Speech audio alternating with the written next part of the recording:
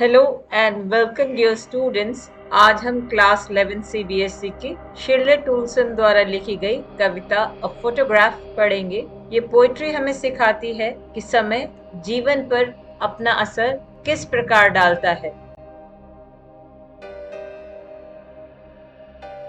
The cardboard shows me how it was when the two girl cousins went paddling, each one holding one of my mother's hands, and she, the big girl, some 12 years or so.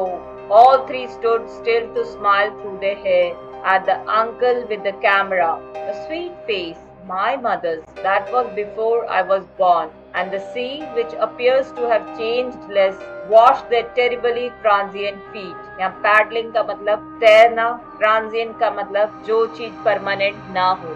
Cardboard photo frame में लगी अपनी माँ की तस्वीर देख poet शिरले टूल्सन को याद आता है कि यह उस वक्त की तस्वीर है जब उनकी माँ अपनी दो कजिन्स के साथ बीच पर तैरने गई थी। तस्वीर में उनकी दोनों कजिन्स ने माँ का हाथ पकड़ रखा है। उनकी माँ तीनों बहनों में से सबसे बड़ी हैं। शायद तब उनकी उम्र 12 साल की रही होगी। फोटोग्राफ में तीनों कजिन्स अपने अंकल के कैमरा से फोटोग्राफ खिंचवाने के लिए फिर खड़ी हुई हैं और उनके बाल उनके मुस्कुराते हुए चेहरों को ढक रहे हैं। पोएट कहती हैं, ये सुंदर सा प्यारा चेहरा मेरी माँ का है।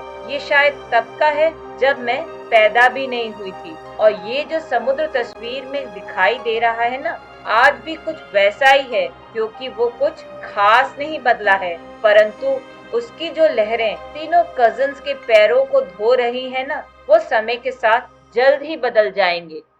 Some 20-30 years later, she would laugh at the snapshot. See Betty and Dolly, she would say, and look how they dressed us for the beach. The sea holiday was at past, mine is a laughter, both wry with the labored ease of loss. यहाँ राय का मतलब disappointment है। Poet याद करते हुए कहती हैं, तकरीबन 20-30 साल बाद उनकी माँ एक दिन उस स्नैपशॉट को देखती हैं तो हंसते हुए पोएट से कहती हैं, देखो तो ये पिक्चर में बेटी है और ये डॉली।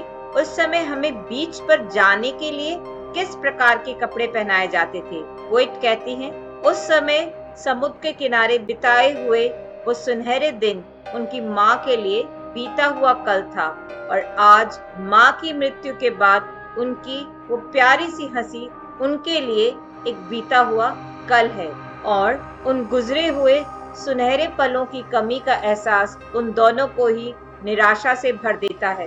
परंतु अगर हमें जीवन में आगे बढ़ना है तो हमें हर दर्द व तकलीफ को समय के साथ भूलना ही पड़ता है।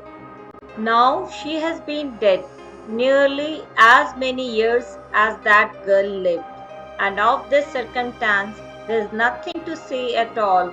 Its silence silences. पोएट कहती हैं, आज माँ की मृत्यु हुए तकरीबन उतने ही वर्ष बीत गए हैं जितनी उम्र उस फोटोग्राफ में उस छोटी सी लड़की की रही होगी। माँ की मृत्यु ने पोएट के मन पर इतना प्रभाव डाला है कि उस दर्द और नुकसान की भावना को व्यक्त करने के लिए उनके पास कोई शब्द भी नहीं है, और एक ना खत्म होने वाले उस मौत के सन्नाटे ने उनके मन में चल रहे अन्य सभी विचारों को हमेशा के लिए शांत कर दिया है। इस कविता की पोएटिक डिवाइसेस कुछ इस प्रकार हैं। पहली इलिट्रेशन, जिसका एग्जाम्पल है, all three stood still to smile through their hair. यहाँ एस साउंड 3 बार रिपीट हुआ है। Next example, the terribly transient feet. यहाँ टी साउंड 3 बार रिपीट हुआ है देयर, टेरिबली और ट्रांजिएंट में। नेक्स्ट एग्जाम्पल है, इट्स साइलेंस साइलेंसेस। इसमें एस साउंड 2 बार रिपीट हुआ है साइलेंस और साइलेंसेस में। सेकेंड लिटरेरी डिवाइस है इमेजरी। इमेजरी वो लिटरेरी डिवाइस होती है जिसमें पोएट अपने रीडर्स के दिमाग में एक काल्पनिक चित्र को प्रस्तुत करता है, जिसके एग्जाम्पल्स हैं, and the sea which appears to have changed less. Second example, washed their terribly transient feet. Third literary device जो यूज हुई है पोइट्री में वो है ऑक्सीमोरोन।